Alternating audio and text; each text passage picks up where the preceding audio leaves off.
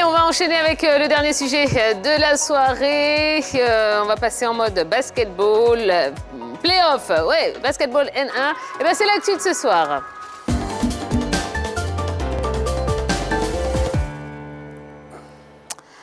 Le champion qui tombe au stade des demi-finales de ces playoffs, laissant la voie toute ouverte aux fighters de l'ABC pour reconquérir le trône. La SOA ne verra pas la finale des playoffs, tout comme la JCA. C'est la grosse information de ces demi-finales disputées dimanche et lundi. Champion sortant, la SOA a abandonné la défense de son titre au soir des demi-finales des playoffs saison 2021-2022. Face à l'ABC, les débats ont tourné très court pour des militaires largués physiquement par les fighters en jambes. Résultat des courses, 2 défaites sans appel 60-68 et 80-49 qui invalident le recrutement de renforts et remet l'ABC en selle vers la reconquête de son fauteuil perdu la saison dernière face à la SOA. En finale masculine, les Fighters affronteront l'équipe d'Azur qui a douché les rêves de l'ambitieuse JCA.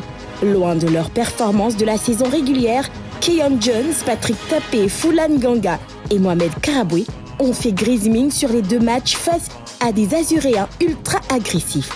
43-44 puis 49-60, 2 succès qui ouvrent la voie de la finale aux champions de la saison régulière.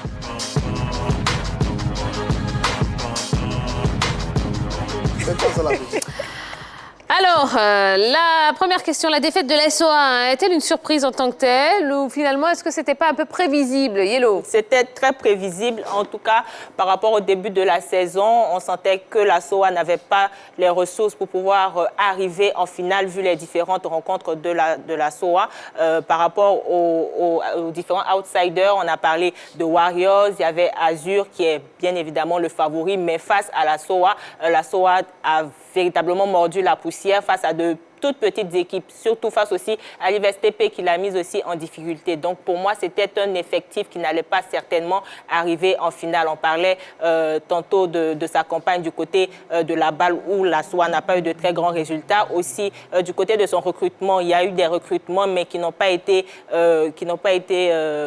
qualitatifs par rapport à la SOA et par rapport à la prétention du titre de la SOA. Donc pour moi, c'est un tout qui n'a pas permis à la SOA d'arriver en finale. Bon, moi, j'avoue que je suis un peu surpris de voir cette équipe de la SOA sortie en demi-finale. Parce qu'elle a gardé quand même son effectif et puis elle s'est renforcée avec de nouveaux joueurs, notamment un Américain et puis un Nigérian. Donc on s'était dit avec ce renfort, oui, c'est une équipe qui pouvait encore aller chercher le titre 2 fois d'affilée. Mais toutes les équipes se sont renforcées. Toutes les équipes se sont renforcées, mais j'ai envie de dire que c'est une équipe de la SOA quand même qui a beaucoup plus gardé son effectif, qui a remporté le championnat de la saison dernière que les autres formations. Donc pour moi, avec le fait de garder le même effectif et puis de se renforcer, oui, il y a quand même un plus pour cette équipe de la SOA. Malheureusement, c'est une équipe qui s'est essoufflée en milieu de saison régulière, parce qu'on s'est renseigné un tout petit peu et l'entraîneur nous a laissé entendre qu'il n'est pas très surpris finalement de voir cette équipe sortir en demi-finale, parce qu'il a remarqué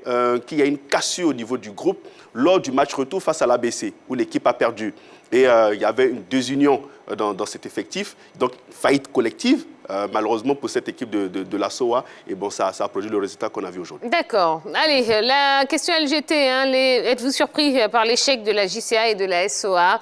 Eh bien, on a Monsieur Diallo au téléphone. Bonsoir, Monsieur Diallo. Bonsoir. Comment allez-vous? Ça va. D'accord. Vous nous appelez d'où, Monsieur Diallo? Pardon? Vous nous appelez d'où? Yopougon. Yopougon, très bien. Bon, est-ce que c'était une surprise pour vous, l'échec de la JCA et de la SOA? Bon, c'est pas grave. Allez, problème sur la ligne, c'est pas bien grave. Alors, l'ABC qui prend sa revanche de la finale de la saison avec de jeunes athlètes, à l'image de Zamba Kamara ou Diarra Ismaël. Est-ce que l'ABC devient finalement le grand favori de ce championnat? Face à Azur, non, je ne pense pas qu'il y ait de favoris, surtout face à Azur. C'est vrai qu'il y a eu quand même un récital de l'ABC face à la SOA, mais face à Azur qui a d'énormes ressources. On a constaté que cette équipe de l'Azur avait de grandes ressources, surtout face à la JCAT, des ressources défensif, de grandes ressources aussi du côté de l'effectif, parce que c'est vrai que le banc de l'Azur n'a pas véritablement changé par rapport à celui de l'année dernière, mais oui, il y a de la qualité du côté de l'Azur. Le palmarès parle aussi pour l'ABC, l'effectif aussi parle pour l'ABC, mais dire que l'ABC n'est pas favori face à l'Azur, je crois qu'il faudrait rester sur des réserves. D'accord. Alors justement, hein, dans cette rencontre entre la JCA et Azur, hein, finalement, bon, c'est vrai qu'on en a beaucoup parlé. Hein, Henri Jo a perdu, il avait misé 2 pièces sur la JCA. Bon, j'ai tout gagné là. Toutes les équipes qui ont pronostiqué ont gagné. Hein. Ah ouais, que ce soit chez les hommes et chez les dames. D'accord. Toutes les équipes qui ont pronostiqué ont gagné. Ouais, D'accord. parce que ABC a fait une belle saison. Deuxième équipe derrière Azur. Azur fait une saison où la formation est quasiment inarrêtable. Ouais, on savait que ces 2 équipes allaient au bout. C'est chaud quand même face à la JCA. Oui, mais chaud, oui, mais parce que... Ah ben, 1 point à la manche allée. Oui, c'était 43. Ben oui. Mais sur la manche de tour, voilà, ils ont mieux géré. Je veux dire, sur les 2 matchs, sur le premier match, chacun a eu ses cartons.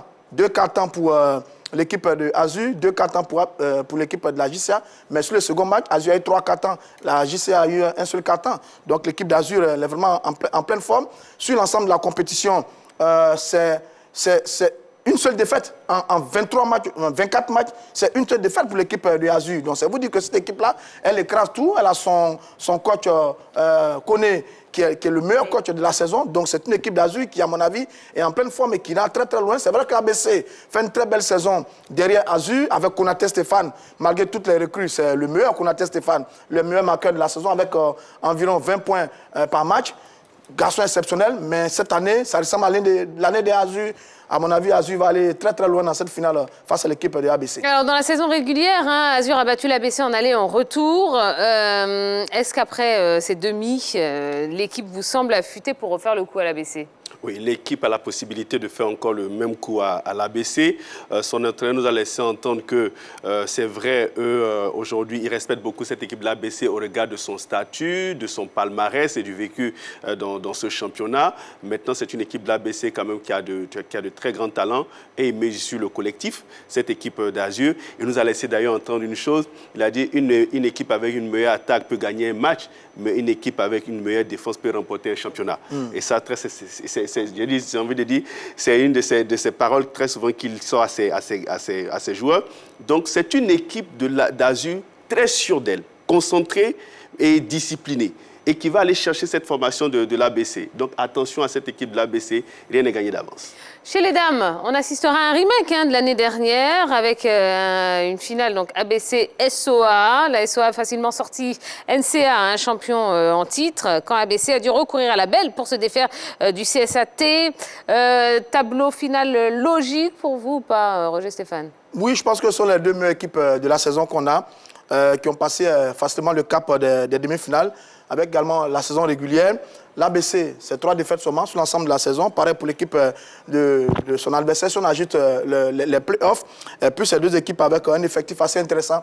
L'ABC avec Berté Salimata, que Yelo connaît très bien. Mariama Kouyaté également. Et puis les SOA avec Alimata Doumbia, qui a été MVP. Donc c'est une finale qui promet énormément entre 2 équipes qui, à mon avis, au niveau des dames, ont été simplement les meilleures de la saison. Tout comme chez les hommes d'ailleurs, ABC et Azur ont été les 2 meilleurs de la saison. Donc, il n'y a pas eu de surprise véritablement. Ce sont les 2 équipes qui ont performé au niveau de la saison régulière avant les playoffs et 2 équipes qui ont bien géré les quarts de finale, les demi-finales au niveau des playoffs qui se retrouvent en finale. Oui, c'est 2 finales qui promettent. Et je pense qu'on va assister, comme ça a été le cas depuis le début de la saison, on va assister à 2 matchs pour finir cette saison de toute beauté. D'accord, ben justement, les finales sont prévues les 10, 11 et 12 juin prochains. Vos favoris chez les hommes et chez les dames, Yelo? Chez les hommes, Azur. Chez les dames, SOA. Azur SOA. Bon, eh bien, on verra bien dans quelques jours. Rapidement, les playoffs feront place aux éliminatoires du Mondial 2023.